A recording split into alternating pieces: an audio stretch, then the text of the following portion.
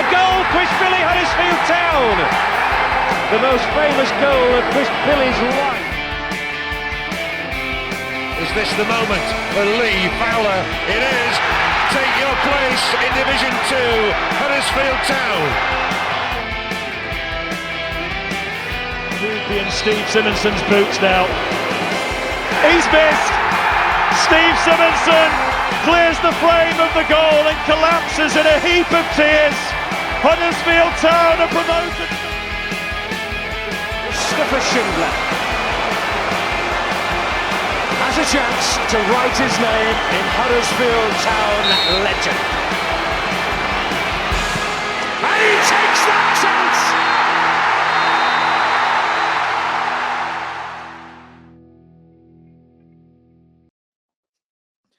Hello and welcome back to the Andy Takes That Chance review show. Coming up this week, the Mystic Trio are joined by the lineage of Huddersfield Town royalty. Had you listened to the drive-in this week, you'd have heard Ian Kilroy say that Charlton would switch systems to match us up and that we would also score from a set piece. You'd have heard myself say that we'd win 2-1 with goals from Kasumu and Godden, and also the Shrews to upset the Brummies. But if you were in our WhatsApp group as well, you'd have seen Mr. Kosmala predicting a first-half change through injury for the Terriers as well. Have we peaked too soon? Let's talk about 6, baby. Let's talk about you and me. Come on, 6 in a row, man. Bit of impromptu karaoke in the intro there. But speaking of peaking too soon, Huddersfield Town did that 100 years ago, and we're joined by a relative of Town's FA Cup winning side of 1922. It is a relative of the striker, Ernie Islip. We've got his great-grandson, is it, Jimmy? Great-grandson, yeah. Hi, everyone. Glad to be on. Love the pod. You know, it's really funny, isn't it? It's like 100 years ago, my great-granddad would have been watching your great-granddad play football. It's really strange. Yeah. I mean, cool at the same time. Yeah. I mean, my granddad used to go watch his dad play, so you know, I did get to chat to him a bit about what it was like then, and there's some really good stories and nice memories. My great-granddad apparently was one of those moaners, so he'd probably shouted at him a few times. He'll have hated him, but I reckon your great-granddad had taken mine because he looked like he was a bit of a tough nut on the field. But go on, Cosy, what were you saying? Jimmy, that's amazing, but trouble is, if you listen to it on this SoundCloud, that's so 5 years ago, isn't it? But you won't see this. But Jimmy, I thought you had a can of beer on a table, and it's actually on your t-shirt, isn't it? Yeah. Moved. I'm thinking, what? I just thought it's come with a can of beer. I thought, fair play to the guy, and it's on your t-shirt. And doesn't it say Duff on it, mate? I think. Duff, yeah, I'm a big Duff fan, so I thought I'd represent him. I bought this t-shirt, but it's obviously come from some dodgy place in China, and the Duff can's printed in my armpit. It's on your table, pretty much, isn't it? Yeah. So let's have a look at this then. So Town 2, Charlton Athletic 1, as Cosy sang at the start, the joy of 6. It's 6 home wins in a row. Killer, we almost predicted that starting lineup as well. I think it was kind of as we expected, apart from we thought Hellick might be in for Lees, didn't we? But Duffman himself went for Tom Lees, although that was soon to happen a little bit later. The weather was horrendous, a rain from Storm Burton, not the post-match tears of Nathan Jones as indicated elsewhere. I don't think there were too many complaints, whether when we saw Josh Koroma and Reece Healy up top in that lineup, and I think that's pretty much what everyone wanted to see. But from the perspective of the lineup, I think it was as good as what we hoped. Yeah, it's exactly what we expected. And like we mentioned there in the intro, Matt, we got it spot on in there. Well, we've got to go back over it in that Charlton did play with that 5, and no one else pointed that one out. So let's just point that one out. Celebrate your wins, Killer. We've got to celebrate the rare nowadays, Matt. But I'll take that one. But no, it's exactly what we expected. I did think Hellick would have started though. I think that was quite a surprise for him not to start because he's been so good. But again, I'm not jumping to the end of your agenda here, Matt. But when Hellick did come on, there was parts of the game where you can probably see why he wasn't chosen to start because he's not quite 100% back at where he was. But no, it's a system we expected. I think it was more surprising, Matt, to see Danny Ward not there and Ladapo also not even on the bench. There was a few strikers dropped there, which I found quite surprising, especially considering Healy's fitness and lack of ability to stay on the pitch for 90 minutes. But Duff made a big shout there for me, leaving those guys out. Cosy, Nathan Jones claimed that Charlton were the better side at the start and essentially fell to a set piece sucker punch. I'm not sure we'll see it the same way as Mr. Jones. It was fairly even for my money up to that point, and it was Town really who threatened first when Miller cut inside. His right-footed cross was just an inch too far, wasn't it, for Brodie to get a good connection on? But Miller was absolutely on point, wasn't he, with his next 2 deliveries? The first one, Pearson heading home from a really strange angle. We've seen this before away at Reading. We were on about how strong Matty Pearson's neck is. You know, we had the hashtag neck strong, didn't we? From Killer gets that reference. But, you know, he's that header at Reading, which was just incredible neck strength. And again, the ball's his neck and sticks it in the top corner off the crossbar. It's a great header. I mean, he should have had 2 as well. The next one from Miller comes in and he hits the crossbar, and it should be 2-0. And at that point, I don't think Nathan Jones would have much of a complaint if we'd have put Charlton not out of sight, but firmly on the back foot at that point. But Matty Pearson, mate, keeps banging the goals in. Yeah, Coburn-esque, innit? We're getting these set pieces and we're scoring, but it's kind of, I don't know if we can wind it onto the end, but it's with heavy heart where you kind of mention this. Matty Pearson, just so much respect for the guy, because this was a guy who I thought, and I did it from a few people, that Duff didn't fancy him, obviously didn't start the season.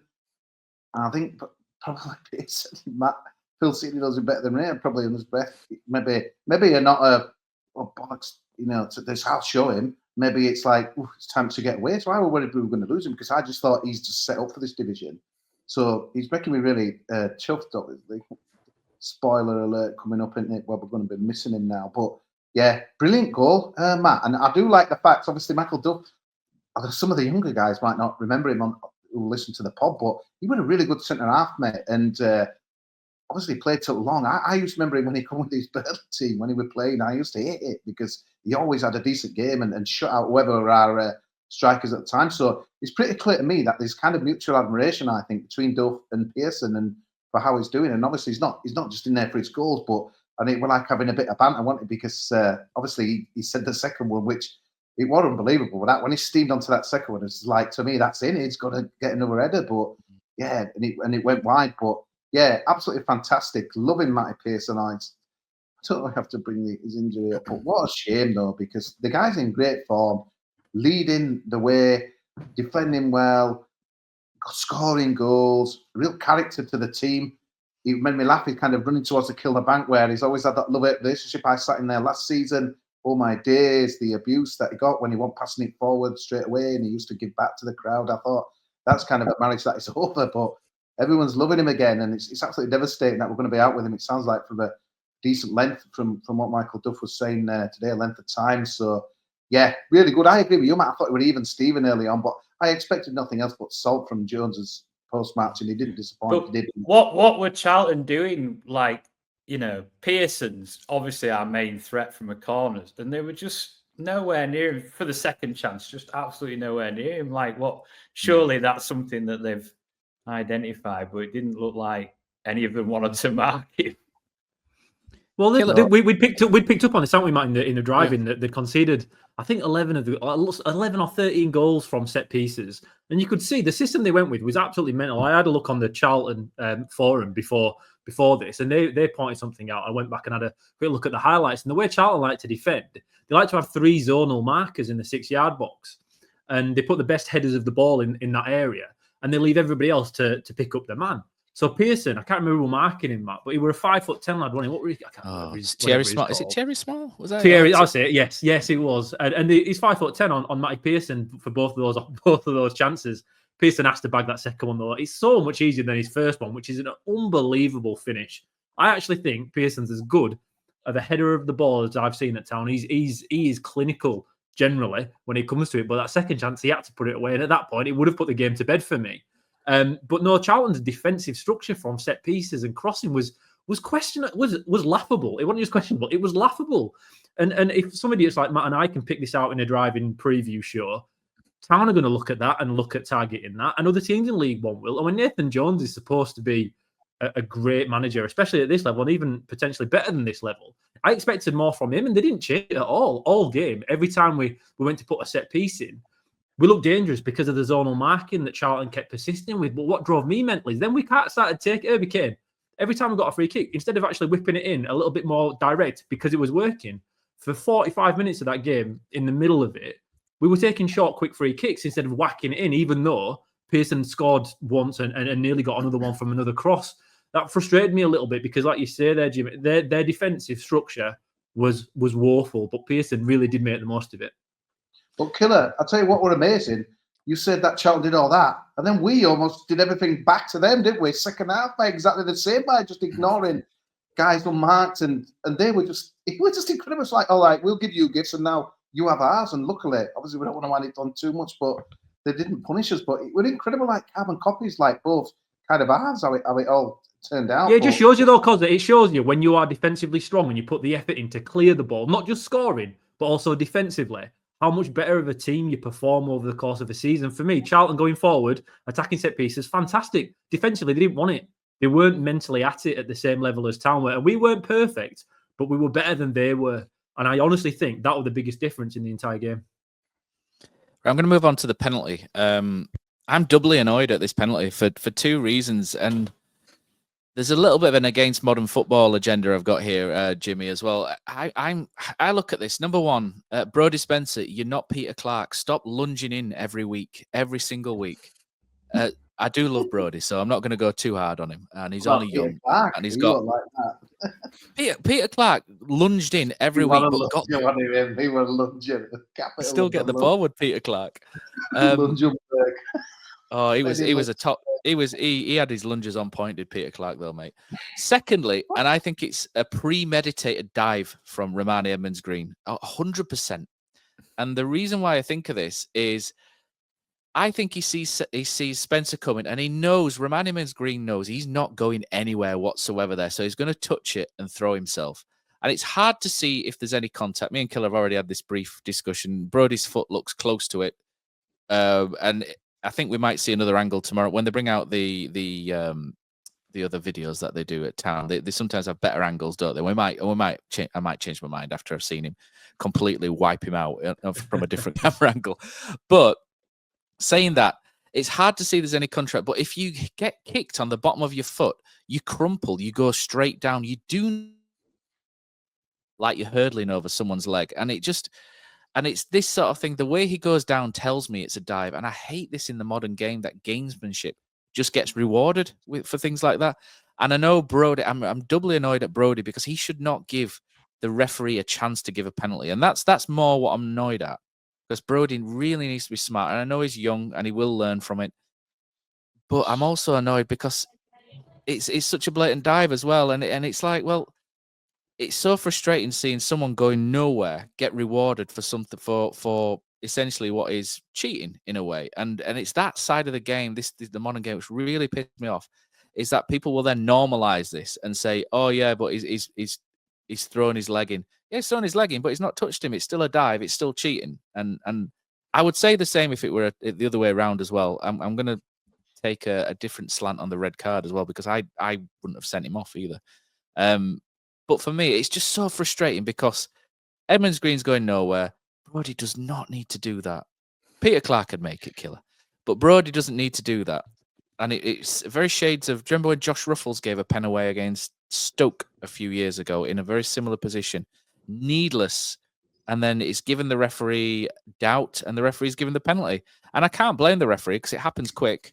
But when you watch it back, it's like, oh, come on, he's halfway through midair before his foot's there. And yeah, I'm going to say in the minority.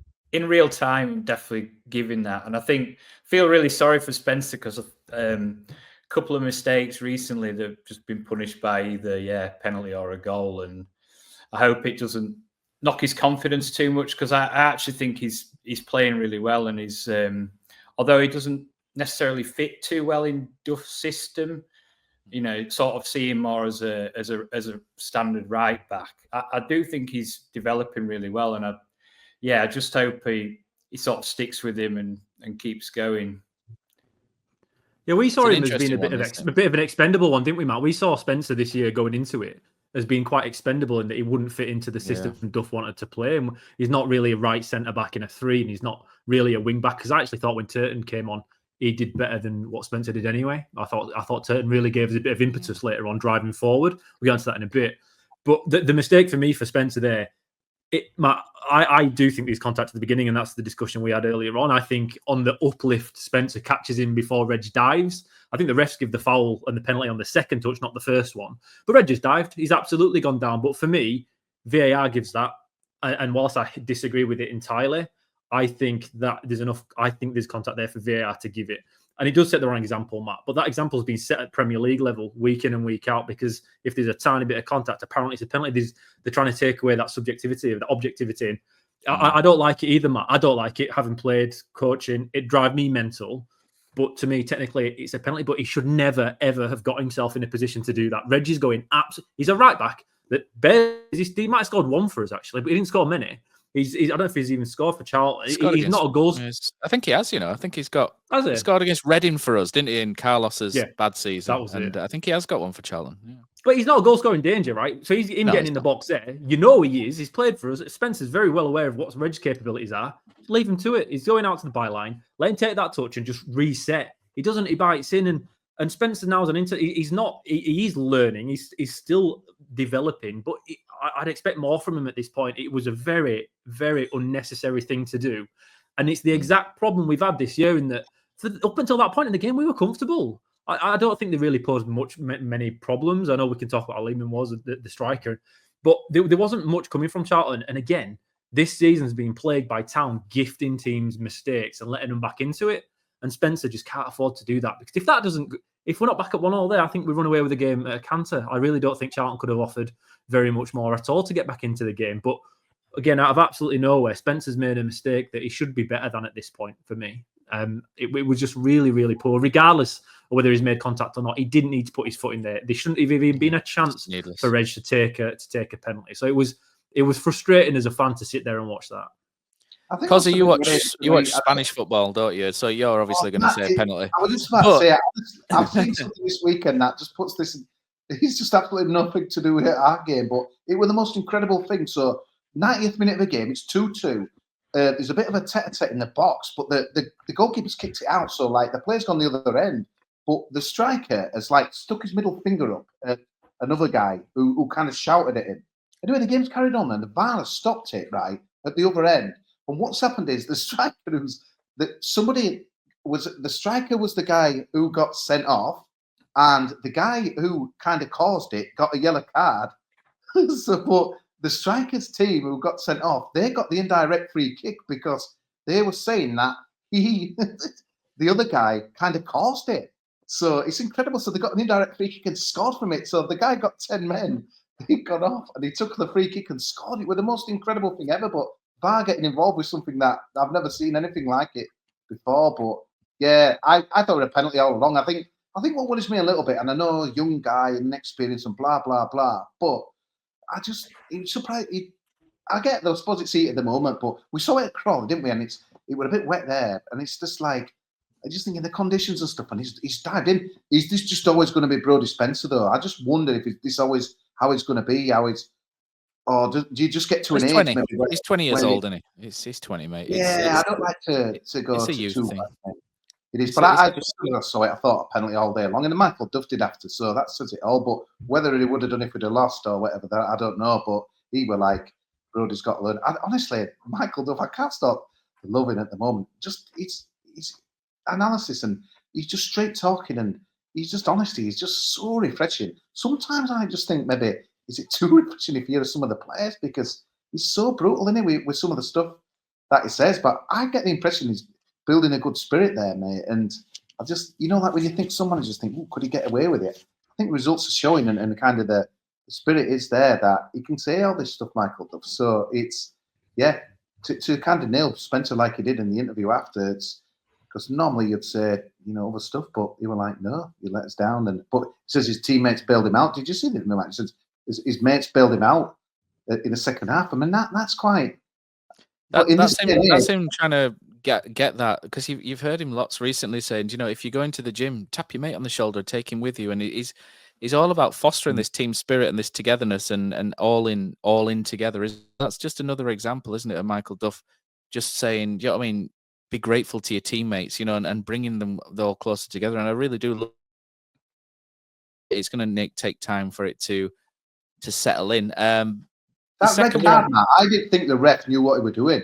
I honestly didn't think he had a clue what had gone on there. And I think the Kilnabank, honestly, it's not exactly most Ulster, it's not exactly Galatasaray, is it? But I think they can. I've seen it before. And Alex Bruce is the most infamous one that got a guy sent off back in the day. But I just thought the Kilnabank got the decision for us. I don't think he were thinking to send him off. And then all of a sudden, he wore, and he was a bit of a strange one for me. That, and when you look back on it, I'm thinking, some people said, I can see why. Definite Matt Glennon won it, definite red and all that. But I suppose you can in the modern game. But I just think, suppose it's those modern games ones, and he probably is. But it just felt a bit naff. If it had been one of our guys, I don't think I'd have sent him off. I mean, Nathan Jones complains that it's not a red and should be a yellow, and him saying that makes me want to say it's a red just to be a dick. But even, and he tries to make out Herbie Kane's foul in the second half is worse and should be a red card. And it's like, have a day off, mate. You embarrass yourself every time you come on. But there was a strange bit of refereeing though. I don't know whether you noticed, because he doesn't go for his cards at all. He goes over to the is it Longwhite on the ground? Can't remember. And he looks at Longwhite's face, and then that's the thing that seems to prompt him to get his card out. Pain, I don't know whether the pain in his face. I don't know if he asked him. Yeah. I don't know. So I agree with him. It didn't feel like a guy who thought, yeah, it's right. I know we've sometimes criticised wrestling, why don't they take the time a bit? But this felt a bit different. It just felt, I'm not sure what's kind of gone on here, and then it took a little bit of time, and then usually when they take the time, Cosy, the longer it goes on, the less likely a red is usually, isn't it? Which is strange. Oh, wow. Yeah. He did the same for the penalty though. For the penalty, he did it really slowly. He blew his whistle, and then he just stretched his arm out. Really. So I always thought the red card was coming out, and I thought it was just stupid though. Why is he's actually? He's never, I don't think he's even. I think he's been booked once this year, Doherty. Looking back, he's not a nasty player, but even if he gets it's just weird. I don't understand what he's trying to do. He's not really trying to clear the ball, but he's so slow, and it just. But then it's dangerous play, Matt. But that's it. But then I was going to say that's what I've got written down. It's classed as dangerous and reckless play, which under the current rules is a red card. So you can kind of say under the rules, hold on, Cosy. Under the rules, it's a red, but in League One money, there's an argument to say it's a touch harsh. It's just stupid. It's just it is. Yeah, I just don't get it. But just like Spencer is given, the referee a choice again. So that's at the Valley though, Killer, in front of their, and he's done it there in front of their home Kilnabank, same kind of stand. Does he do that though? I just think that's just a typical away. Guy's gone in, off. The home crowd have shouted. He's not quite sure, and that swayed him. I'm not so sure of that. I could be talking bollocks. The thing is, remember, he's got the referee. He's got the assistant in his ear as well, because they've got the headsets, haven't they? So he's probably listening to what the assistant's telling him as well, because he's stood right next to it, isn't he? So and Miller, Kasumu, I think with Miller and Kasumu, they reacted straight away. Town players straight away thought it was pretty bad, and we're used to Town fans. We're not like that. Town players, they don't normally crowd the ref at all, but they did react. And I think looking at another duff thing, Killer. Another duff thing. Yeah, Nathan Jones. I obviously was sitting near you, Matt, and Nathan Jones versus Michael Duff all day was phenomenal. It was the best view we've had at the stadium all year. It was a pantomime from start to finish. It was brilliant. But even Jones knew at that point. He knew that he was in trouble because it looked reckless. And regardless again, like the penalty, Matt, how much contact there is or not, it's reckless play. It's reckless play, and it's a stupid error that's ultimately cost Charlton the game. I think it would have been a red card no matter where it was, to be honest. I think it was an unnatural way to kind of tackle him. I don't think the ref had a decision. It was weird. Yeah, and the linesman's right there, right next to him. And like you say, they're not going over to each other talking, but they've got the microphones on, so they know exactly what's happening. To me, both of them thought it was a red, and they were just waiting for his dramatic red card as he did for the penalty. It was the referee just playing us all on a little Billy bit. Bowden, Cosy. Yeah. A little bit of Billy Bowden's crooked finger coming up, wasn't there? Town's injury curse. Town, honestly, I would love to see the stats to see if Town are the most cursed team in the country for injuries this season. Cosy, the witch doctor, had his sticks out and he predicted there'd be an injury in the first half. And we got two. It doesn't sound great, like we mentioned before. It doesn't sound great for Matty Pearson, who I think it's an ankle, isn't it? And Reece Healy, they said basically Reece Healy's calf popped, which doesn't sound good, does it?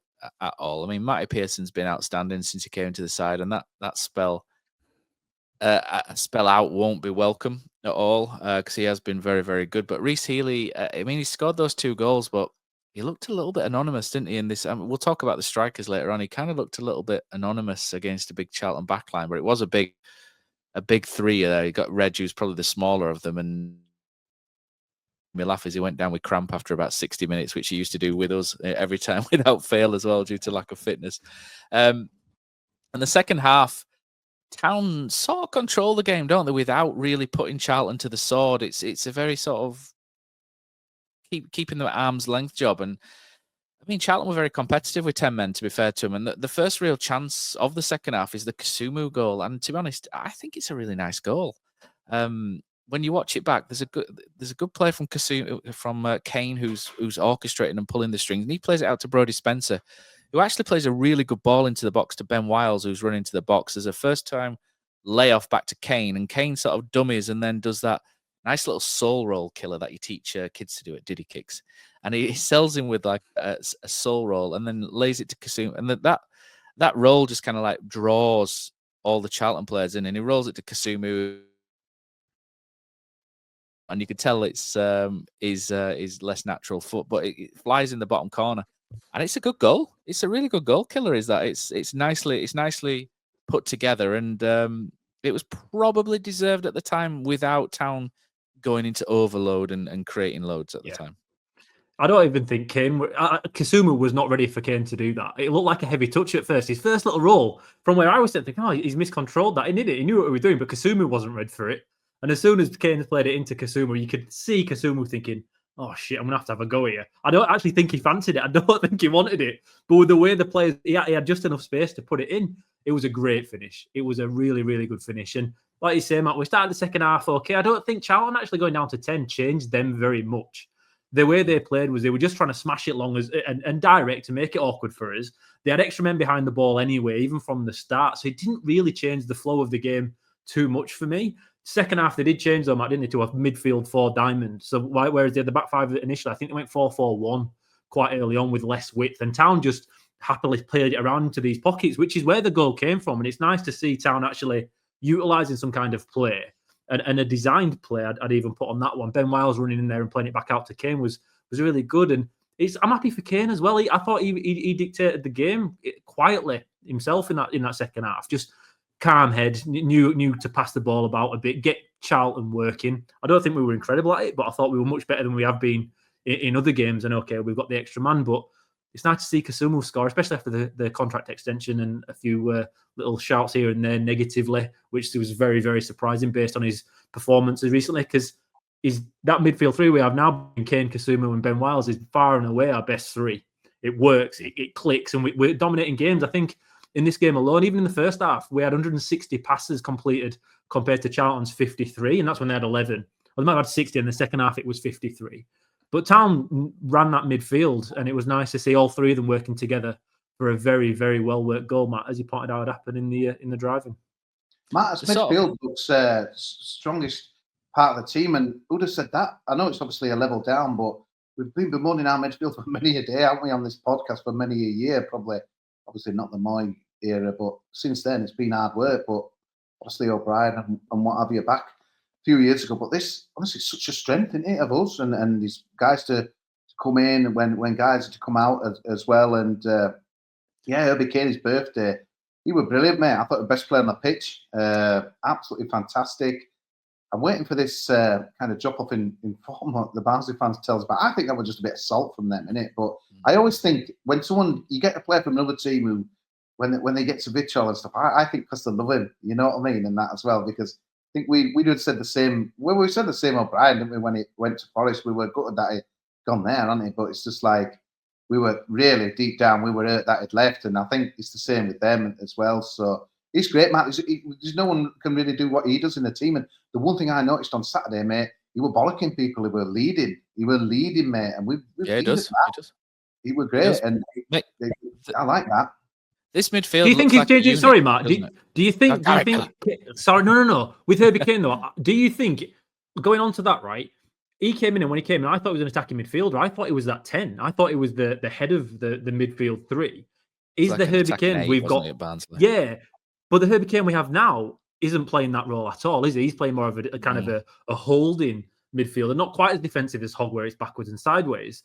but it's a very much more of a holding midfield position, which isn't the player I expected we were getting at all. And when Barnsley spoke about him, they said he went missing because when they were attacking or they weren't attacking, they didn't do very much off the ball. That's not the Herbie Kane we're getting week in and week out at the moment. Like, he seems to be working really, really hard and focusing more on that defensive structure, Matt, rather than just going forward all the time. And it's just not the Herbie Kane I thought we were getting. Well, that 3 in midfield that Duff tried at the start of the season with the 2 attacking 8s, Kane was one of those at Barnsley, because he did that at Barnsley, didn't he? So he was one of the attacking 8s. They had Phillips, Kane, and Connell, didn't they, with 2 of the attacking 8s? And I think that was the idea, but we've had to shift because it's just not worked. But the midfield just looks like a unit now, and we'll talk about David Kasumu in particular. And I mean, in the Championship, David Kasumu was never really paired with a ball player, so the whole midfield just fell down because when we got the ball, we didn't know what to do with it. I mean, he ran about a lot, won the ball, drove with it, but his passing's not good. So when he's paired with Jonathan Hogg, who isn't much of a runner anymore, whose passing's also not particularly great, it just didn't really work. And now he's doing the work for Kane, who then gets the freedom to pick his passes, which then suits Ben Wiles, who's then able to move confidently into space, knowing that he'll receive a ball from somebody like Harry Kane, rather than sort of half committing because he knows the people behind him aren't going to find him. And it's not the perfect midfield with 3 total footballers, but as a unit, it's the most functional midfield we've had, I think, in a long time. I mean, the one we had, which Cosy mentioned with O'Brien, wasn't amazing because I remember that season we were constantly bemoaning the lack of a passing midfielder during that season as well. And we got Carol Eiting in January and then never played him, did we? And we've brought John Russell in, who Cosy's probably dying to say that he's doing bits for Barnsley at the minute, but no, it was Killer that said that.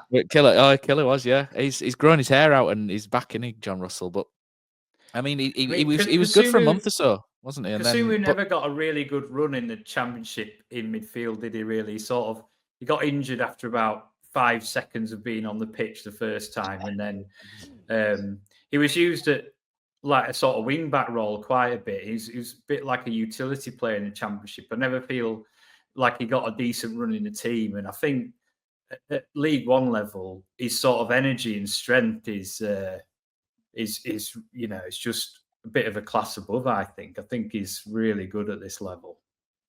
When he played in the Championship, he was between 22 and 24, and it's, I think Lewis O'Brien was a special player for us, to be honest, and he was in that bracket as well, but to just be the Lewis O'Brien replacement, the guy who runs, who carries the ball and runs. He's not as good a carrier as Lewis O'Brien, but he's very good at breaking bits up and interjecting in it. It's all about getting the balance right in midfield, and we failed so many times to get that right, and we've just about got it right now. And I know Mark Cartwright doesn't get a lot of credit in Huddersfield Town circles, does he? And I think Herbie Kane was down to Michael Duff, but we've also got Hodge there who comes in for Kane if Kane's injured or needs a rest.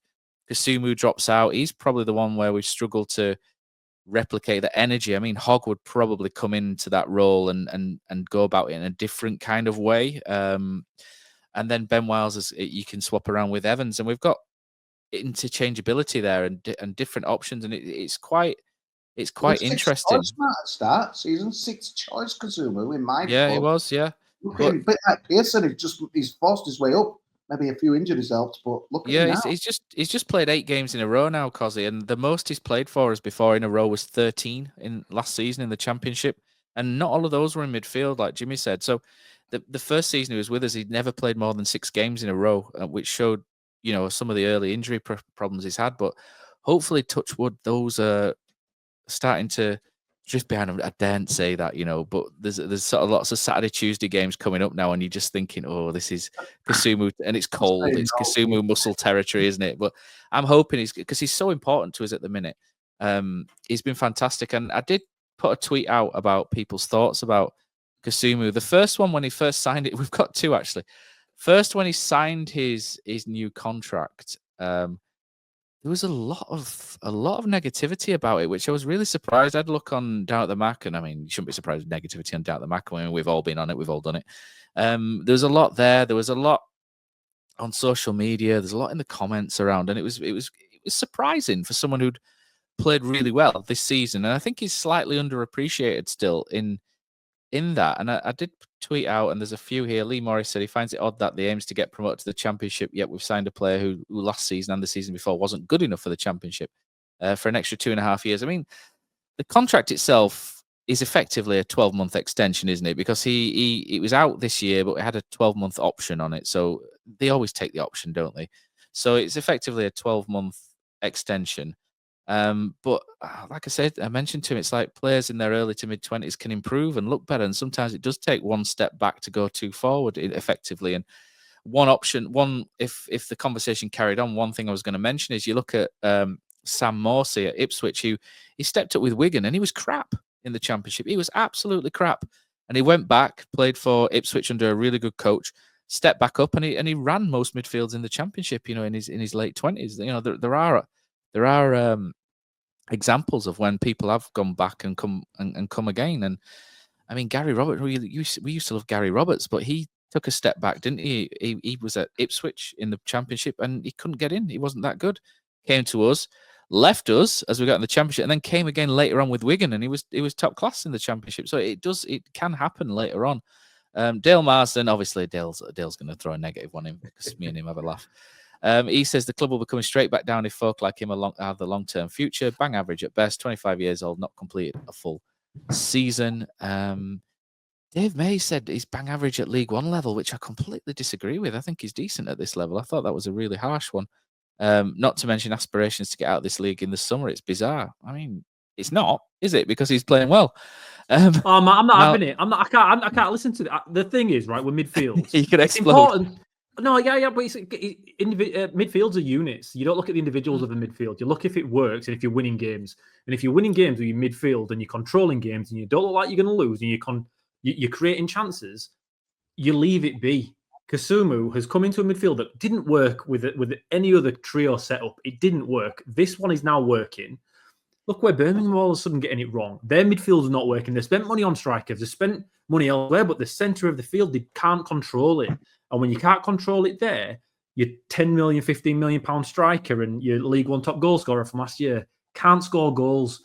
We are dominating games in midfield. Even the games we're losing, generally it's because we're making stupid individual errors. But as games go, we're normally all right and we are dictating. Okay, we're not winning every game yet. But the midfield's working as it is. David Kasumu drives the ball forward and gives us a little bit of tempo. And that's what you're referring to when you're saying he's a bit like O'Brien. He doesn't pass like O'Brien does. He's not like that. But he picks the ball up. He drives it forward 25 yards. He gets the other team on edge and it creates things for us without him creating the assist, him getting the goal, apart from this weekend, of course. But he just does things. I think last year, we spoke about it before, Johnny Ogg and Jack Rodone ruined the midfield for us. Hogg, can I say he's passed it? He's passed it at Championship level. Maybe not this level, but Championship he struggled. We had to adapt for him. Ben Wiles had to adapt for him because Hogg couldn't do the running he did before. Jack Rodone played as a free midfielder who did zero defensive work and just ran wherever he wanted to. And because of that, whilst he, as an individual he performed, the unit of the midfield failed because of the lack of discipline for me from Jack Rodone and Johnny Hogg getting a little bit older. David Kasumu and Ben Wiles shouldn't judge on their ability based on last year because the problems in that midfield it's the Ben Wiles, wasn't down to them. Ben Wiles fan club's coming out now, isn't it? You know what? I had to apologise to Nigel Lonvick last time because I got it wrong on that mistake. So I'm making it up for it tonight by saying stuff that I did get right. But no, it's just midfield's hard. It's really tough to point out individuals and say he's not good enough. He's just average when you're winning games. If you're winning games, your midfield, you keep as it is. I bet if you were Matt, I bet if you asked a lot of the League One opposition midfield if they like playing against Kasumu, I don't think they do. I think he's a nightmare to play against. Just it's just on you, isn't he? That's what's good about him. Honestly, if you pair him with a ball player, he's as good as you can get at League One level to destroy the opposition midfield. He's very good at it. I mean, Terry and Nigel had found his feet at League One, not good enough in the Championship, and a massive injury bucket. Cartwright needs his eyes testing again. I mean, Michael Duff made the decision to sign to extend this contract, and I mean, Nigel's got his Matt Cartwright blinkers on, and he does hate him a lot, and it can be amusing. He may have a point at times, and sometimes maybe not. But anyway, there's a couple disagreed with him on Kasumu Killer, so it's not all one way.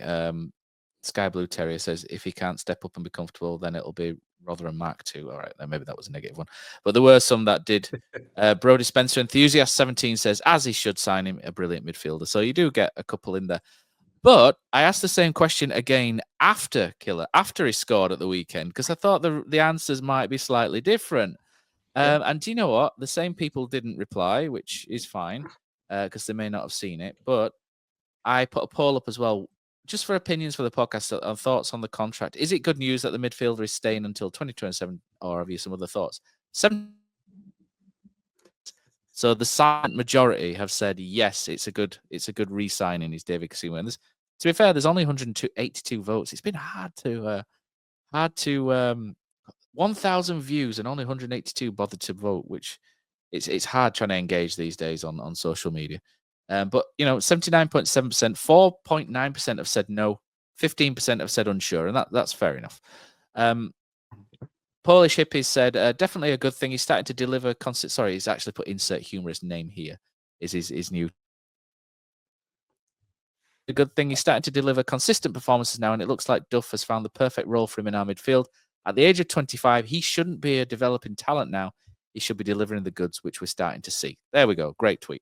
And we've got MBSF 155 with the Fish, who I think beat Cozzy on Cozzy versus the World at the end of last season.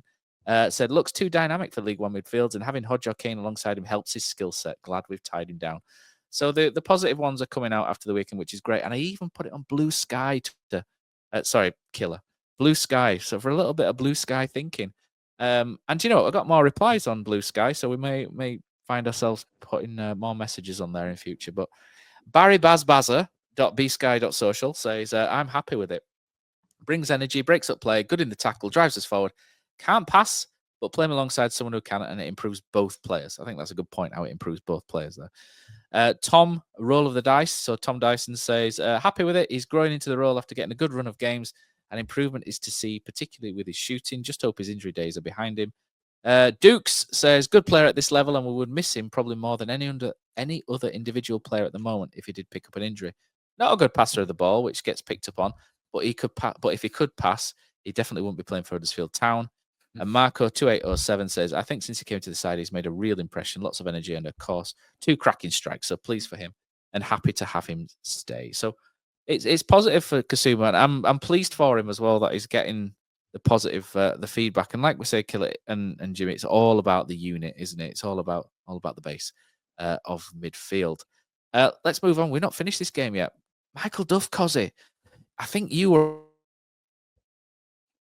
and it was an interesting scrap, and Michael Duff was backing down to the gremlin, was he? He was completely in his face at all times, and there was a point where Leeburn went down injured, and we'll talk about Miles Leeburn because I wrote about him in one of my articles about 18 months ago about what a great signing he'd be when we're in the Championship. I mean, January's coming back around, and I don't think we'll be able to afford it, but wow, he would definitely improve our forward line. But what I loved about Michael Duff is, and some people won't love this, and it's fine, but Mikael Miller kicked the ball out so Leeburn could get treatment, but Leeburn was way back in back play. He wasn't really affecting what was going on ahead of him. So Michael Duff went absolutely mental. Do you know what I mean? And I like this because it shows what Duff's all about. No soft people. We're going to say we're going to say a swear word there. No softies. No, be ruthless. And that's what he's on about. Be ruthless. I love how he's still annoyed at the Tamworth result, and he throws it in every press conference, doesn't he, about the Tamworth game? He's still seething at that. Yeah, he said it today. Yeah, dude, that's what I'm on about. He said it today. He's still annoyed, not having a weekend off when it's the FA Cup because you lost to Tamworth. You're working. I love it, and I love what Michael Duff's about. I know some people will complain the football's not exactly the most exciting, and okay, it's not, but it's League One, and I just love what Michael Duff's about. He's a winner. You can see that he's a winner, Jimmy. Ball out, and Duff's going mad. No. Finish them. Score. Get up there. Score. Make it 3-1. Finish them off. Who cares about any kind of fairness? I love him, me. When's he going to get a song? He don't even have a song yet. When are we going to embrace him? Also, you were singing at the start. Have you got any? Yeah, I'll tell you the weird thing about that Miller incident, Matt. Well, like, it often happens, doesn't it? It's like he went storming down there. Then it were like, obviously, their players were saying, "Put it out, put it out." But then he kind of like stops and looks, and it's like. It just and then you just know what's going to happen when it slows down that much. Then they just like side foot it out, but it's just like there's no way Nathan Jones's team's going to give us that back, is it? In that as well, but it's interesting, isn't it? That like he wants to I mean, he said last week with the kind of the free week we had, it was all about getting culture, mentality, and sound like they watched some videos and all that kind of stuff and that as well. So I suppose it's a bit disappointing that like 4 days later we're seeing kind of that happening. But it's I mean, he went absolutely mental, mate. Yeah, all the town players went mental though. The town players went mental with him as well. No, but everyone was frothing at him. And you have to remember, Lieber, not long before that, got put into the sideboard by Matty Pearson, and he was off the pitch and rolled back onto the pitch to then receive treatment. And that wasn't, I think that was at the end of the first half.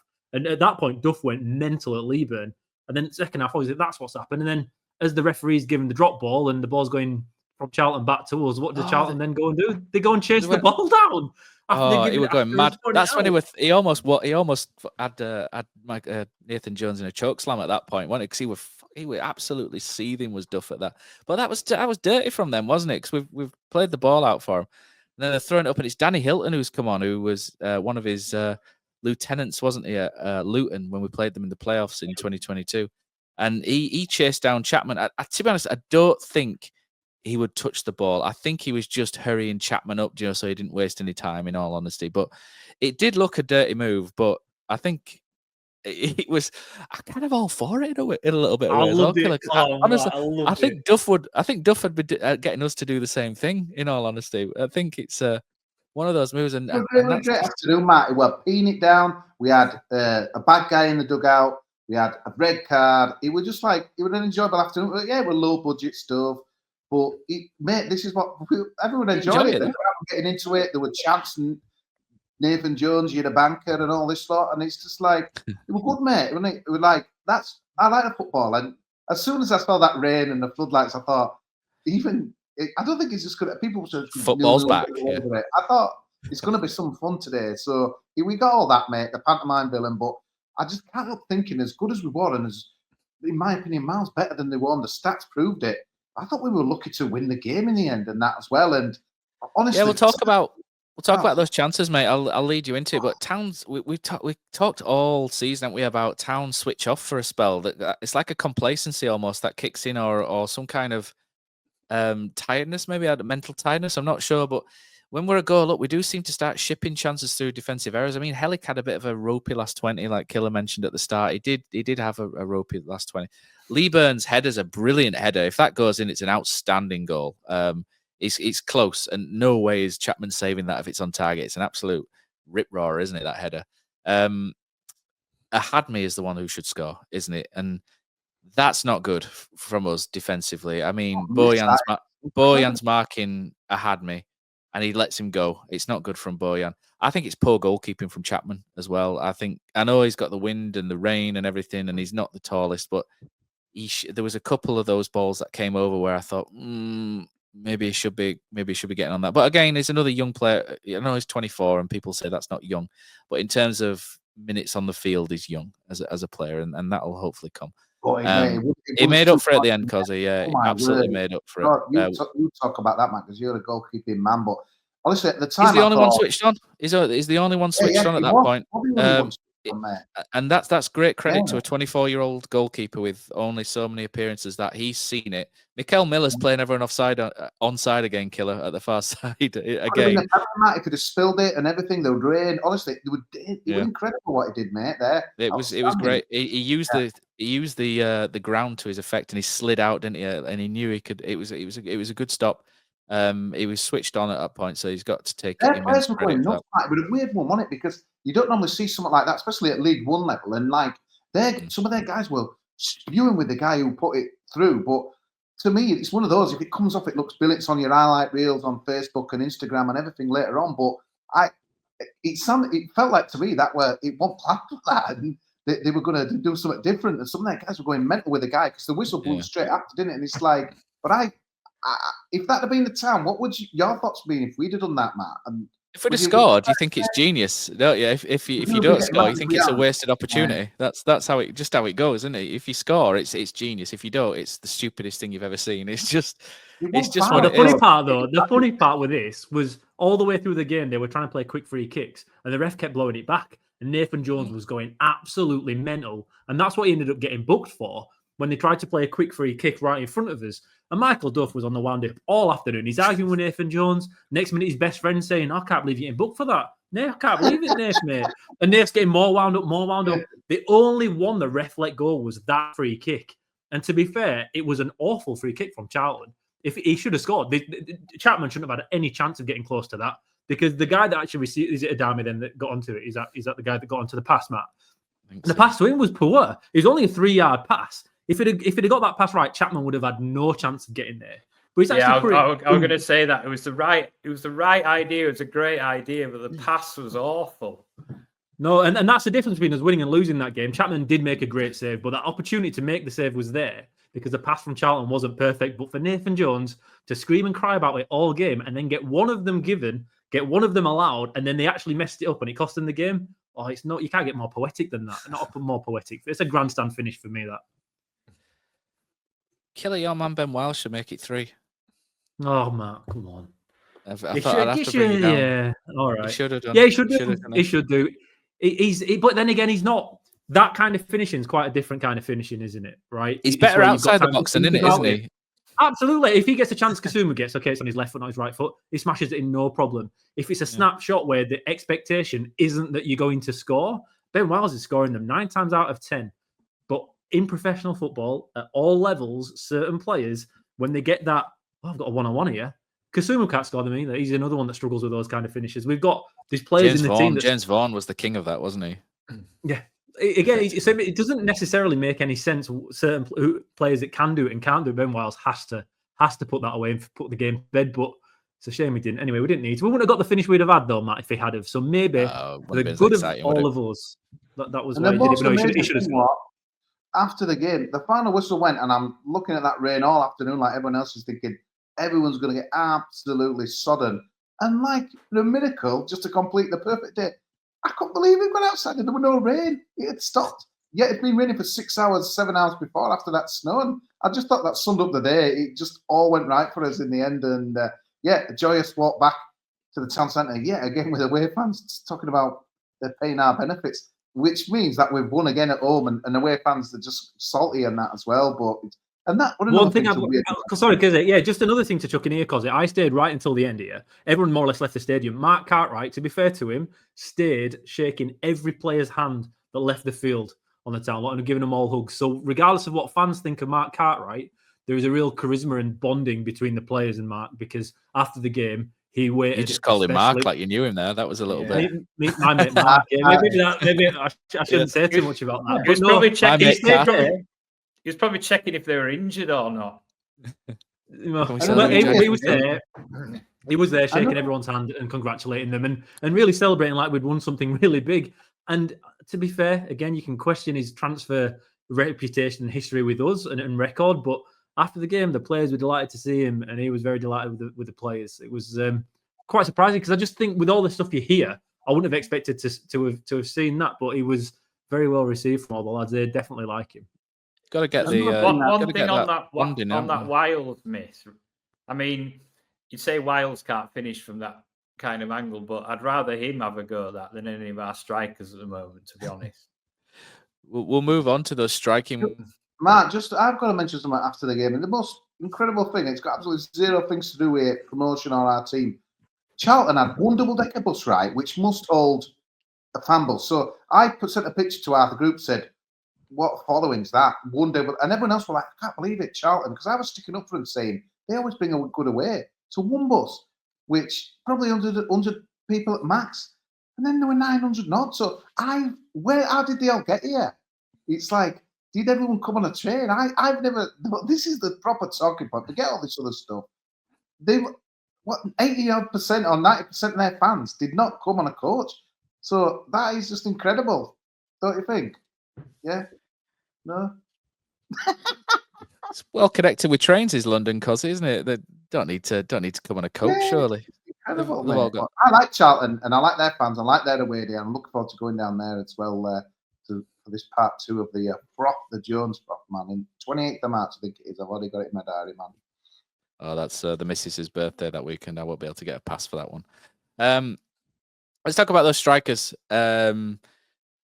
We've seen 4. I mean, Danny Ward not on the bench. The sniffer not on the bench either, and he's not really match fit, but he won't be getting fit either by not playing. it's an area of concern for me, the strikers at the minute, because they're not really linking together as a partnership. None of them. Whomever's played, they link quite well with midfield at times. That's pretty good. We saw Marshall playing Ben Wiles with a great little pass, didn't we, for that chance at the end. Bojan's links a little bit, doesn't he? He drops into space and he plays the ball out wide with his layoffs. He played a couple of decent layoffs in that game.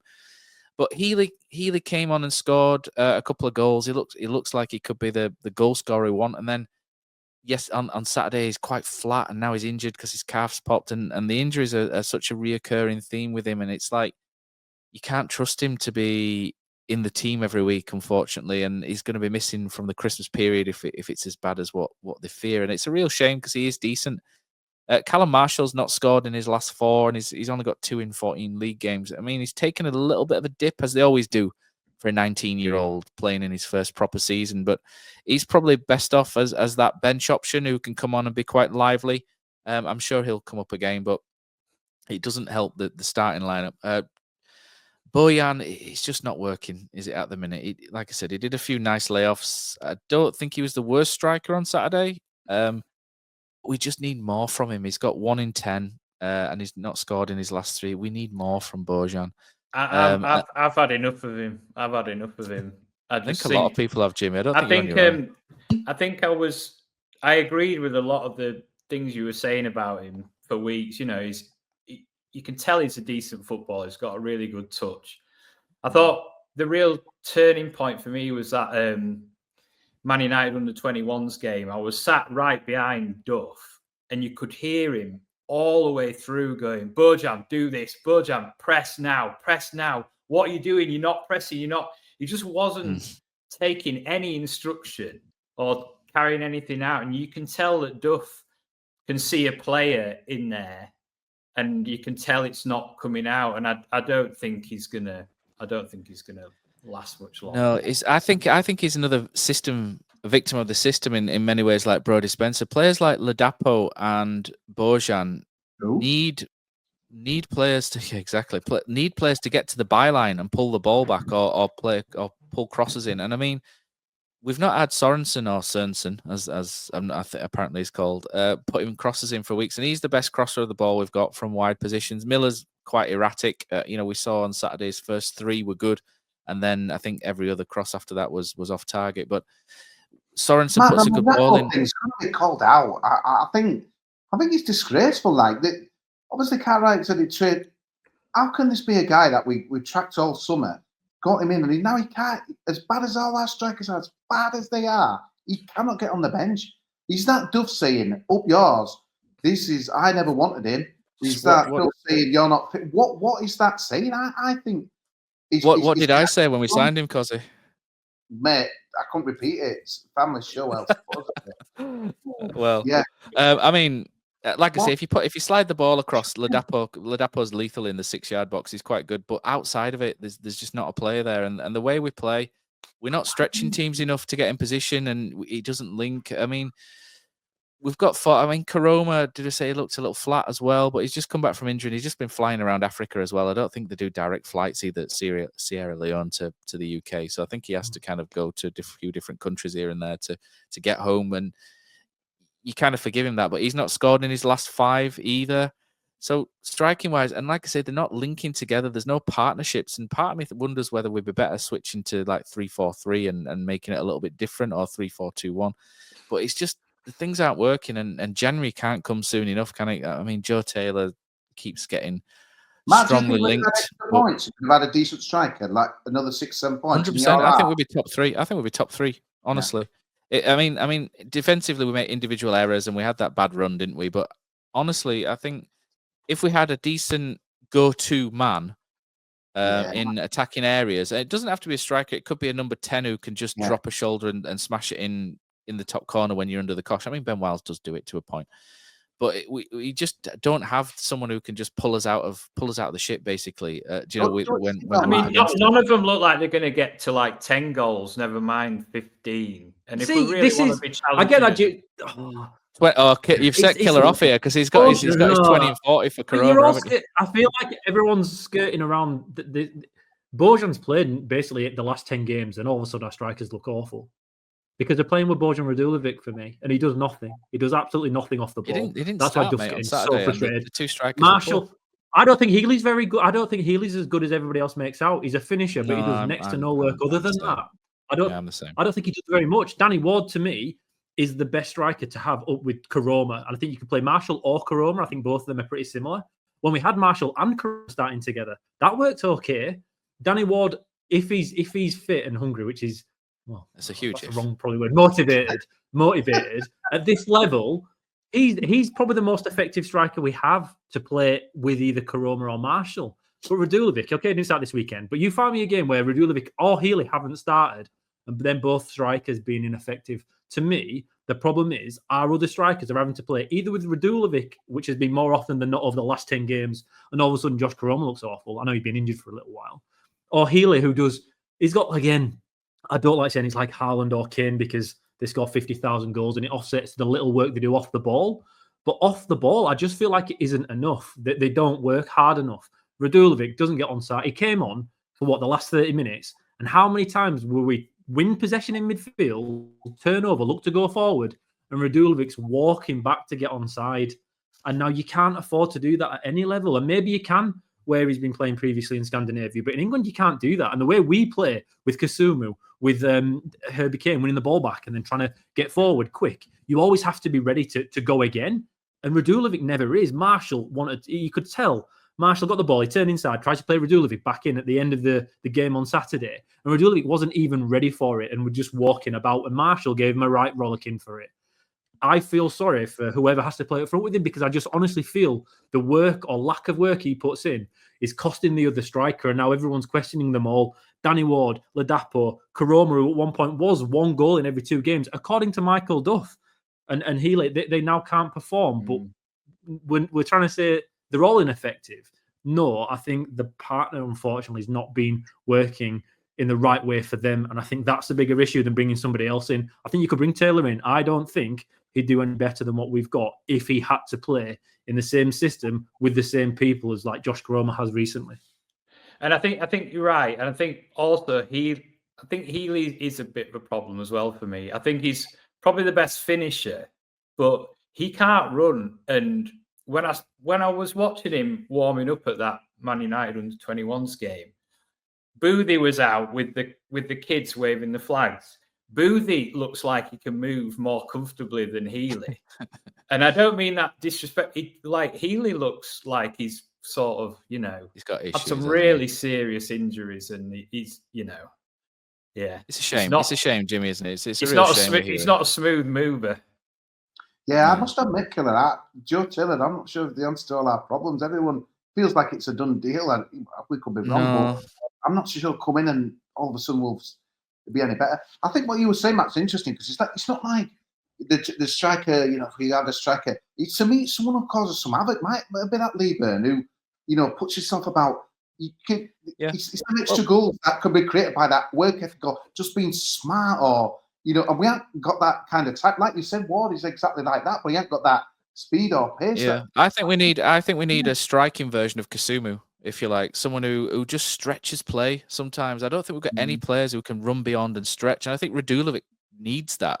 I don't think he can do that. I think he's the I think him and Healy are very much the quiet strikers who just go about what they want to do and then pop up in the box, and if they get the chances, they'll score. I mean, Healy's probably a bit more accurate than Radulovic this season, but I mean, Danny Ward is the only one. Like, this is why Killer's going for Danny Ward, because he's the only one who can genuinely stretch play if he's fit and motivated. And the problem with Danny Ward is we've not seen that every game over the last couple of years. So there's a trust issue with Danny Ward, whereby if he starts, the crowd are going to be like, "Oh, it's Danny Ward again." But if he plays like he did against that Sheffield United game when we had the when Neil Warnock had the celebration and what have you, Danny Ward was phenomenal that game. He kept us up in the run into that season. If that Danny Ward can turn up in December, we're laughing. But if he doesn't, everyone will be still fed up with him. And Radulovic, I mean, needs someone. He's not the. I mean, Karoma needs a partner to do a lot of things for him, doesn't he? And so does Radulovic. So does Joe Taylor. Get Kyle back. He's doing well, Newport. I watched him play against Bradford, and he absolutely had him on strings. He was genuinely quite good at League Two. Caveat that, but I just think that if we're playing 3-5-2, the pairings are wrong, completely wrong, and I don't really see. When you look at Duff's Barnsley team, they had Devante Cole, who, okay, he can be a bit of a sniffer at times, like Freddie, but he stretched defenses. He could knock the ball over the top, and he would barge people over the way, and he would stretch things, and play would break up, and they would pick, Kane, Phillips, Connolly, pick things up when the ball comes back again. And we just kind of need someone like Lee Byrne was mentioned, just to stretch teams, to hurt them and batter them. And if you play 2 up, I mean, you're never going to get someone who can do that and score 25 goals in League One. You're very lucky if you land on that. But do you remember, like a prime Assombalonga kind of thing? When Assombalonga went to Peterborough from Watford, you're looking at that sort of player that you just need to, someone who's just going to worry defenses. Like the guy at Peterborough now, Ricky J. Jones would do the job. Killer, for example. He would be a good player. So you just need someone who can just burst through, not necessarily take the best first touch in the world, but just stretch that play, and then you have your secondary one like a Joe Taylor or a Bojan or a Freddie or whatever, Karoma, Marshall. They're all second strikers, aren't they, to someone like that? And Healy, they're all of them, apart from Danny Ward, are kind of your second striker who would do things. And so is Joe Taylor. And like Cosy says, Joe Taylor, if he comes in, hope he does, because he's a good player. If he comes in on January 1st, he's not played all season properly. He's not going to be match fit for a start. So there's going to be a spell where he plays himself into fitness. And I think fans might get a little, if he doesn't score straight away early, I think fans might get a little impatient with that. But he still needs someone to create things for him, and someone, that go-to person, maybe even a talisman, Ronnie Jepson type, who can just do things or bully the opposition, and we don't really have that, and they don't exist as much as they used to do anymore. But we do need someone who can just, an Ernie Islip, maybe Jimmy, who can just knock the 6 or 7 strikers around. Yeah, 44 goals in 152 games. That's what we need. That's what we need. And he had to fight in a war in the middle of all of that as well. So yeah, exactly. So we need someone like that. Let's have a quick break. Let's listen to a Charlton fan. So we had Tyler on from Charlton Chronicles, who was kind enough to pop by with hopeful for a 1-0 win, and he came up to Huddersfield on Saturday to take in the game, and he sent me this after today. So thanks, Tyler, for that. And this is his view on the game from a Charlton perspective. Yeah, so Saturday was another pretty disappointing result and performance from Charlton. Really, it wasn't helped from the fact that we went down to 10 men in the first half. I've seen the replay back, and to be honest, I think the red card's a bit harsh. I don't think Doherty goes in too high with the kick, nor is it studs up. He's just caught him, and I think the reaction from the Huddersfield fans and the players, and after the ref calmed the situation down, led to the decision, and that was very difficult after that. It was quite funny because Charlton actually played better without him on the pitch, which speaks volumes to the form that Doherty's on at the moment. But yeah, I think, well, it's a bit concerning that we did look better with 10 men than with 11, but that was the way things go. In terms of the game itself, I think, yeah, poor to concede a free header. I haven't seen the penalty back, to be honest, but we got the goal from nothing, and from there we looked a lot better and tried to take the game to you in the second half, but it just didn't come our way. We had a lot of wasted opportunities. Lee Byrne missed a great header. May should have scored with his free header from 4 yards out.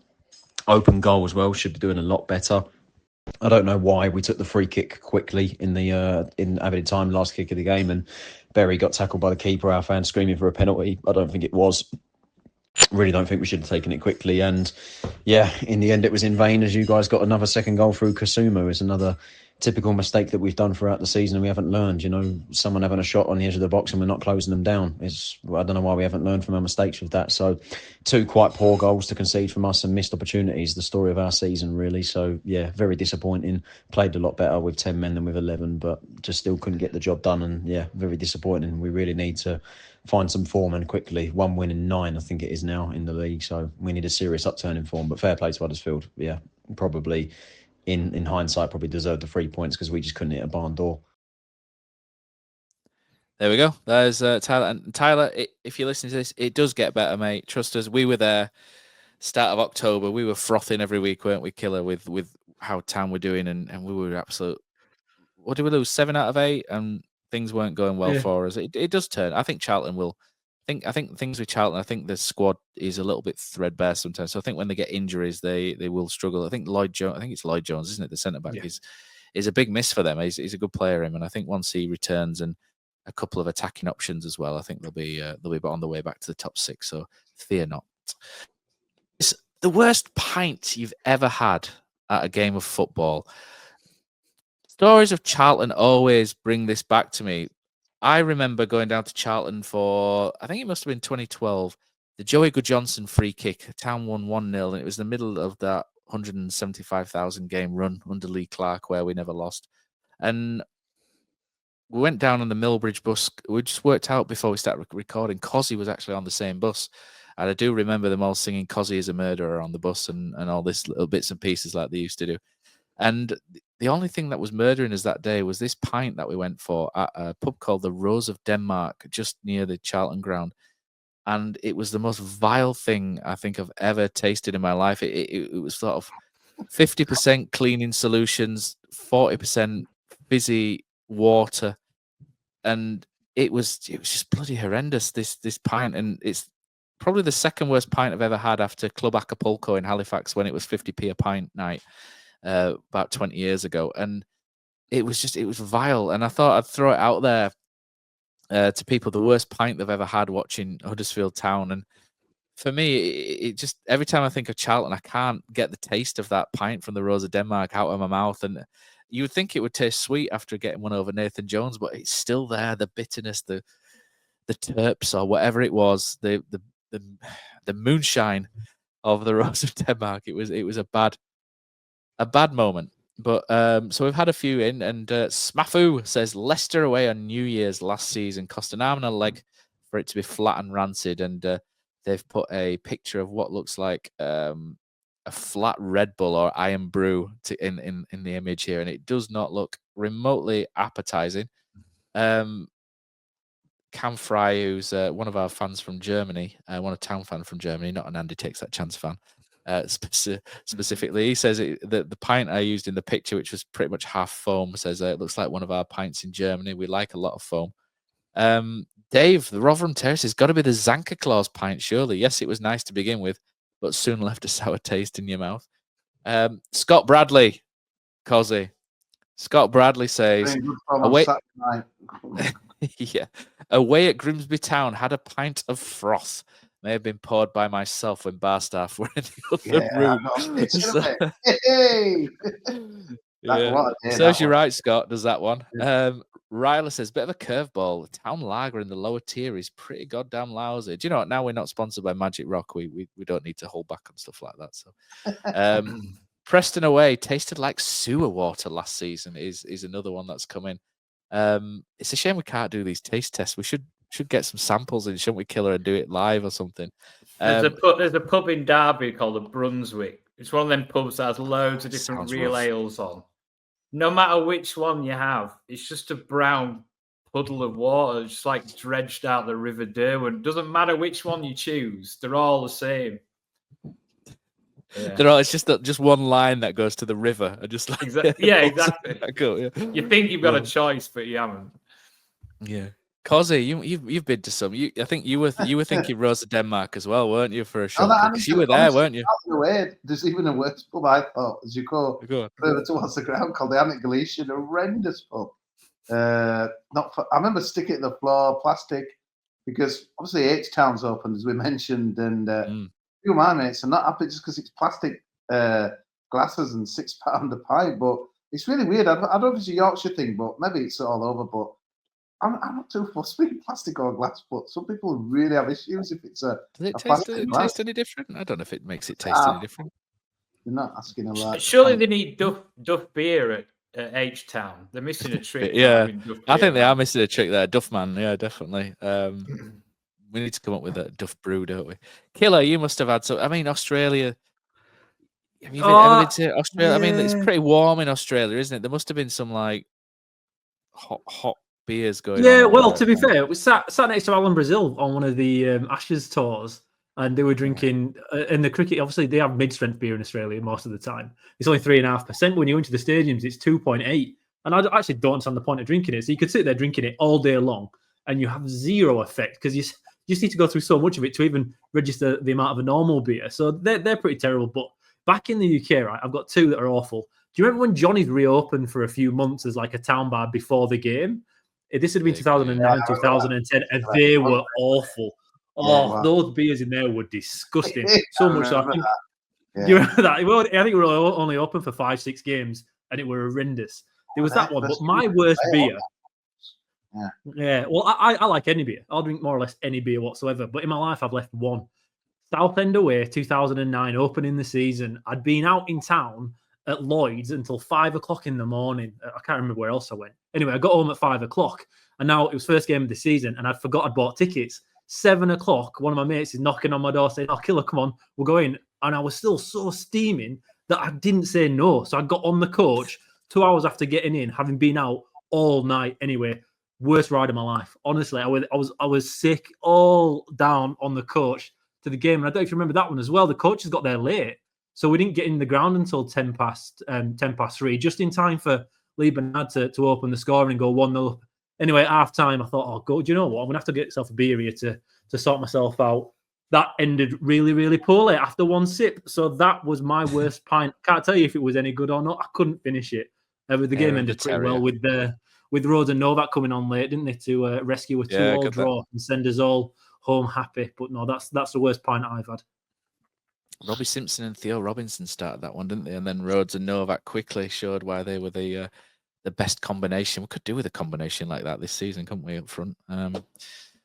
For sure. Right, let's move on. So it's 100 years now since Huddersfield Town won their second title. And you know what? I don't think Town have really driven this home enough for me. I mean, I do know that Kevin Nagle is much more on it with Town's history than what Dean Hoyle was. I think Dean was more sort of Buxton centric. I think that might be fair to say. We didn't celebrate it a lot, but it's 100 years since we won the second title. We've got the kit obviously with the second stars in black on the back. So I thought it might be fun to have a look at what happened 100 years ago. This weekend 100 years ago, we drew 0-0 with Notts County. There you go. So I was hoping for some excitement and some stories, but no, 0-0 in front of 12,000 people, a low crowd at Leeds Road. And I remember at Leeds Road, I think it was the Crowthers, wasn't it? I mean, Huddersfield was a rich area at that time. There's a lot of mills and mill owners and stuff, and money was a bit more around the area than what it certainly wasn't what it is now. And I think it was Mr. Crowther went to Leeds United, and he set up Leeds United, didn't he? Because one of the main reasons for doing that, or Leeds City, was that the crowds at Huddersfield were just too poor, and the money through the gate wasn't good enough, so he was having to put more money in. So he went and wanted to do it at Leeds United and set Leeds United up playing in blue and white stripes like they were Huddersfield Town. So it's not like Leeds United to copy someone else's kit who were more successful. Tried to sign Ernie as well, and Ernie said no. Did he? There you go. See, it's loyalty runs in the Islip family. But tell us about Ernie, Jimmy, because I mean he left in 1923, but he was there. He was town striker for the FA Cup win, and like you say, he scored a lot of goals. And I think he was he perhaps coming to sort of in his early 30s at that point when Town, because he was there for almost, was it that? No, 12 years or something? He was in his prime actually. And I don't think it was that Notts County game, but I think it was the previous time we played them. That was his last game for Town, and he was known for his goal scoring, but he was also known for just being rough, basically in an era where everyone was pretty rough. But he had an altercation with the Notts County goalkeeper. I think he was called Ironmonger, and he early on in the game they basically had a bit of a fight, and my great granddad was quite badly injured, but no subs in those days. Carried on. Town got a corner, and my great granddad knocked the goalkeeper out before the ball got kicked, and he got sent off, which was pretty hard to get a red card in those days. A bit easier than Charlton the other day, but that he him and Herbert Chapman had quite a big falling out, because I think Herbert Chapman wanted to sell him as a bit of a statement to say, we don't play that rough brand of football anymore. You know, I'm implementing a different style, and that was a bit of a signal. Because he was still really decent when he went to Birmingham, played in the first division still for a couple of years after that, and he was top scorer for Birmingham the year he signed for them as well. So yeah, and he looked, he loved Huddersfield. He bought a pub in Huddersfield with his testimonial money, and he never moved away. So even though he went to play for Birmingham, Wrexham, Bradford, he just used to get the train. Used to get the train to training in Birmingham. This is in 1925. Get the train home and just work in his pub. You know, he loved Huddersfield. That's crazy. That's a commute, isn't it? A train ride to Birmingham. I imagine the trains weren't quite as high speed as what perhaps they are now. I mean, some of them head to a ton, don't they? But well, my granddad said it was quicker then than it is now on the train. Probably didn't have the delayed and the waiting times and what have you. But I mean, the only sort of, or the main memory I've got of Ernie Islip is you watch the final whistle video and you see, and there's an older town fan talking about the 20s, isn't there? I think he's called Jim something. I can't remember. I haven't seen it for a while. And you just see when Ernie Islip gets mentioned, and you just see the sort of grin on his face, don't you? And he goes, "Ooh, he was a demon." That is, and that's such a cool, and it tells you about the sort of character. And I mean, they were, like you said, they were rough. I mean, you look at Town's 1928 FA Cup final against Blackburn, and it's on Path News. If anyone wants to watch it, you can find it on Path News. And the Town goalkeeper gets it about 15 yards out, and the Blackburn striker pretty much just twats him into the net for about 15 yards, and it gets countered. So you can kind of see what game it was then. And I've just got visions of him just not being able to wait to knock this goalkeeper out and going, I can't wait till this corner's going. I'm going. You know, I mean, just lamping him. It's just sort of a funny vision, isn't it? To see. I mean, Killer's loving it because he brings his Saturday team up like that, don't he? But it's just like that, yeah. But yeah, I mean, 44 was it 44 goals? Jimmy scored for Town, was it? Yeah, he's still in the top 20 goal scorers in the top flight for us. He's like 15th or something. You know, top division goals for Town.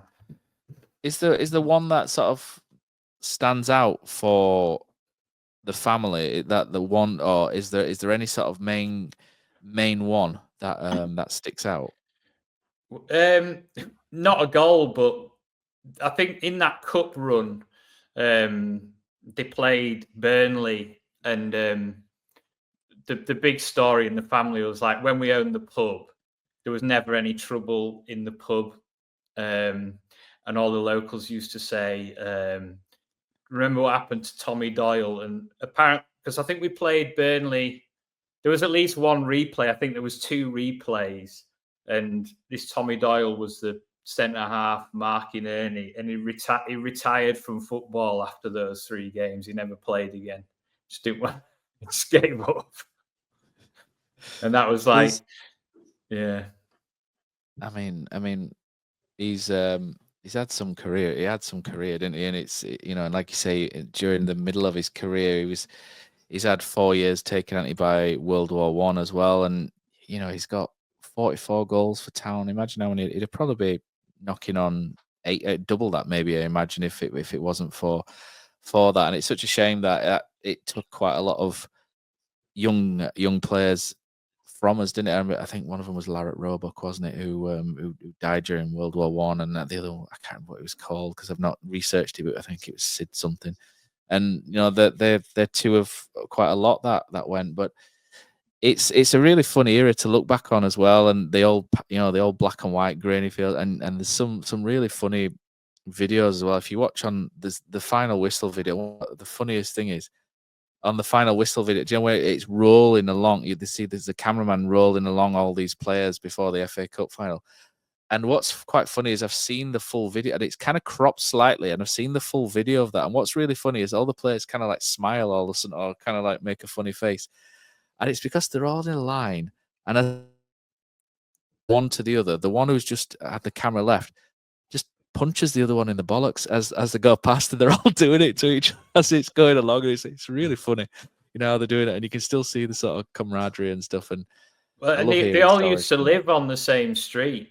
So the club owned like a load of houses. They were all like neighbours. And so, my granddad talks about the goalkeeper coming round and pushing his head under in the bathwater, and, just them all being really good mates. They used to play bowls together, used to play cricket. A lot of them used to turn out for a team in the Huddersfield Saturday League and then play for Town on a Sunday. They all just loved sport and got on really well. So, yeah. Amazing times, different times. And on to sort of more recent things. Good news for Town is that Town women won 2-1 against Accrington and Stanley in the Cup, which is good news because Town are through to the next round of the FA Cup. And who knows, maybe we could go on and get a bigger draw at home and have another home game like they had at Everton the other year as well, which would be fantastic for the team. And if so, we'll be there in force, I'm sure, if that happens. And Cozzy, you wanted to talk about the Bristol Street Motors Trophy because it's changed name. Has there ever been a competition that's changed name midway through it? It must be some kind of record. It's now, is it the Virtue Trophy or something? And we've got Bolton away, haven't we? And it's an interesting one. It's been a positive podcast, but you know what? It's Champions League same and other stuff. It's like we knew who we were going to be playing. It was just a matter of whether it were going to be one of these four teams. Don't you think? Why do we make these draws so complicated? I get we finished second and we were going to get away, but just draw the pissing draw, man. Don't matter if we played them already. Just put them in the thing and draw it out. It was so poor. It didn't even get like publicity. I think it was before the Plymouth Watford game on Friday. But yeah, so really underwhelming draw. I mean, Bolton away, obviously down the road, not far, but obviously we just come off the back. They're a funny team, Bolton, aren't they? They had a big win against Blackpool, but and it's straight away, isn't it? So this midweek, Leyton Orient, next midweek, it's Wigan, in it the week after, and then another midweek. So the games are just coming thick and fast as well. But it's just totally underwhelming. And the Virtue Trophy now, Bristol Street, long RIP Bristol Street Motors, and yeah, just a bit mad. But it'll be interesting again to see what kind of team, especially we're playing Saturday, Tuesday next, 4 league games and stuff, and obviously injuries kicking in. It'd be interesting to see. You might even get Ladapo playing, Matt. You never know. The sniffer. But it's it doesn't matter really who we were going to get, but it just is. It really annoys me, these draws where we're going to get one of these. It's like, how do you know? Well, it's because we can't draw these and can't draw that. It's like, but yeah, no. But at least I think it was important for us to win that Man United game and get through and stuff. And hopefully, I'd like to still get through, to be honest with you. And obviously, not what people be too arsed, but just keep something going, doesn't it, for New Year and a little bit of siding. Do you think it's important because we're out of the other 2 cups? Do you think it's an important one to that we're in it, or do you think it's a distraction? Because I mean, I've just noticed that Killer, the latest version of unrestricted, what Town release has just dropped, and I'm very quickly trying to scan to the penalty incident to see if it clears anything up, and it doesn't. So there we go. We've got one angle. It doesn't really. It's nice to see Town getting it out, though, innit? We've won a game and they've got it straight out again. They don't half love doing that, do they?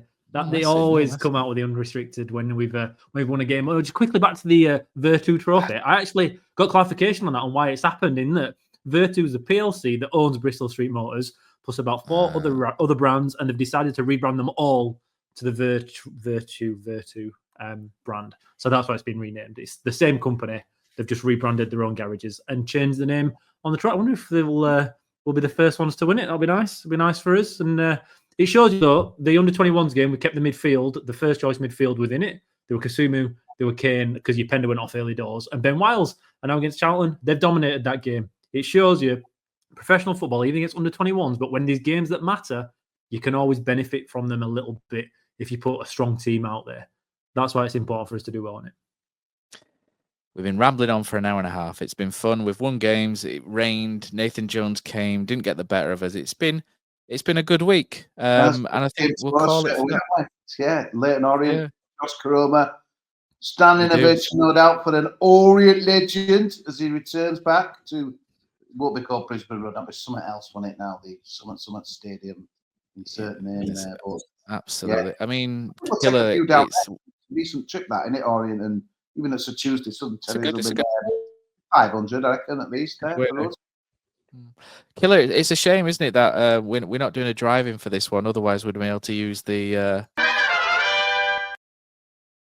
old tactics bar, but we can't do it this week. But I mean, Town for me, I think Turton probably comes in for Spencer very quickly. I think Turton probably comes in for Spencer. Spencer, I think, had a bit of a dead leg on international duty, so it might be a bit much. I think Hellick comes in for Pearson, and Lees goes back to right centre back where he wasn't particularly comfortable. The striking options are interesting. I think Karoma and obviously Healy's not going to play, so it might be back to Bojan and Marshall again, or Wardy could come in. There's a lot. Like I say, we've got options there, but it's an interesting one. Quick prediction: I'm going to say Town are going to snake a 1-0 there. Ethan Galbraith's very decent for Leyton Orient. Watch out for him. He's a decent midfielder. He's the threat, I would imagine, and it'll be interesting. 1-0 Town for me. Killer, anything? I think I wouldn't be surprised if Danny Ward came back in and started. Michael Duff, throughout his short tenure here, brings people back from the abyss and starts all of a sudden. I'm worried about Lee starting at that right centre back, Matt. That's caused us so many problems from the beginning of this season to now. But with him at centre back, he's done okay. It's just on the right hand side, causes a little bit of problems there. Turton's got to come in and start, Matt, like you say. I thought he was really good when he came on at the weekend and really close that game down. That impetus he brings driving forward. I also have us down as a 2-0 win in the is it the Mark Devlin Trophy? Is that what we're playing for here? I think he's that's where it is. We forget about Mark Devlin, don't we? The old Fred Flintstone. We forget about him, don't we? It's Cozzy, what are you going for, mate? You're next on the. Well, no, mate. I think yeah. The old George Graham, what he used to say: "Win your home and draw away. You won't be far away." But yeah. No, 1-1, mate, and they've had some decent scouts at home, haven't they, and that as well. But yeah, like I said, Killer, they could be holding people back.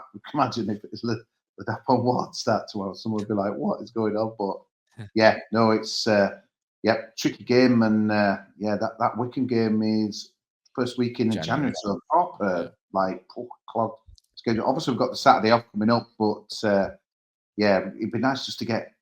It'd be nice to get a win, wouldn't it? And then all of a sudden, Birmingham are thinking, the future coming up. All right. Jimmy, what are you going for? I'm going 2-0 to Town, and I think because we've been having a go at the strikers, one of them's going to score. I'm not going to predict. I'm not going to predict which one. No, that's a dangerous one. Right, that's all we've got time for this week. Thank you very much. Nice to see you, Jimmy. Thanks for popping on. Cozzy the Bear and Killer, thanks, guys. And we'll be back same time next week.